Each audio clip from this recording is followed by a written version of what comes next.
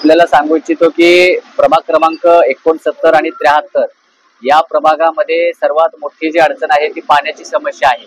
आणि या पाण्याच्या समस्यावरती आम्ही गेल्या अनेक वर्षापासून महापालिकेकडे पाठपुरावा करतोय। या पाठपुरावाला देखील महापालिका दाद देत नाहीये। त्याच प्रकारे आपण पाहिला असाल की इंदिरानगर मुख्य प्रवेशद्वार पासून ते तिसऱ्या मैदान पर्यंत या प्रभागामध्ये मोठ्या प्रमाणात रस्त्यांवरती मुख्य रस्त्यांवरती खड्डे पडलेले आहेत। तो रस्ता देखील अजून बनवलेला नाहीये। आणि तसेच त्या प्रकारे आंबेडकर नगर, गणेश नगर, इंदिरानगर, गणपतीपाडा, चुन्नाभट्टी या परिसरात जे गटर आहेत ते दूर अवस्थेत आहेत। मला वाटतं 2010 मध्ये जे काम झालेलं आहे त्यानंतर बरेच गटर अद्याप काम केलेलं नाही, त्यामुळे ते गटर देखील नव्याने व्हावे। आणि मुख्य समस्या म्हणजे जे शौचालय आहेत इंदिरानगर असतील, गणेश नगर, गणपतीपाडा, आंबेडकर नगर, चुन्नाभट्टी या परिसरामध्ये जर आपण पाहणी केलात, मोनसरी गाव असेल, या परिसरामध्ये शौचालय जे ठेवण्यात आलेले कंटेनर शौचालय त्याला मोठमोठे असे खड्डे पडलेले आहेत त्या शौचालयाला। म्हणजे एखादा पुरुष गेला की स्त्रियांच्या शौचालय देखील हे झालेलं आहे, खराब झालेलं आहे।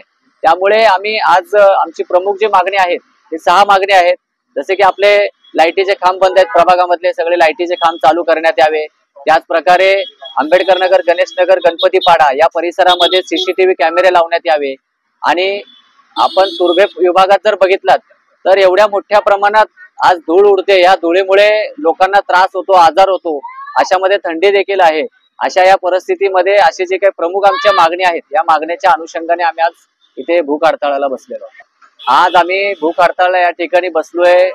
आमच्या प्रभागातील नागरिक आहेत, पक्षाचे पदाधिकारी आहेत, हे सर्वजण या ठिकाणी बसलोय। परंतु जर महापालिकेला या भूक हडताळच्या माध्यमातून जरी जाग येणार नसेल तर मग एका दिवशी आम्हाला महापालिकेचं त्या ठिकाणी जाऊन कॅबिनच्या आतमध्ये बसून वेगळ्या प्रकारचं आंदोलन करावं लागणार आहे। नवी मुंबई महापालिका आयुक्तांपासून ते खालचे कार्यकारी अभियंता असतील, वॉर्ड ऑफिसर असतील, सर्वांना मी पत्रव्यवहार केले। किती वर्ष झाले? गेले 4 ते 5 वर्षापासून आम्ही या समस्यावरती पत्रव्यवहार दिलेले आहे। काय आश्वासन दिले?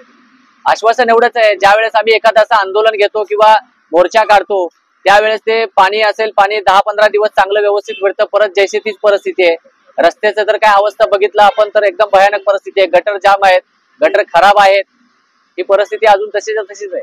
फक्त आश्वासन मिळतं त्यांच्याकडनं की आम्ही करू, पण ते कधीपर्यंत होईल मिळत नाही। पण आज आम्ही ठरवलेलं आहे की जोपर्यंत ते आम्हाला आज लेखी देत नाहीत की आम्ही किती महिन्यामध्ये किंवा किती वर्षामध्ये काम करणार आहे तोपर्यंत आम्ही हे इथून उठणार नाही। त्याच्याशी काय बोलणं झालं का?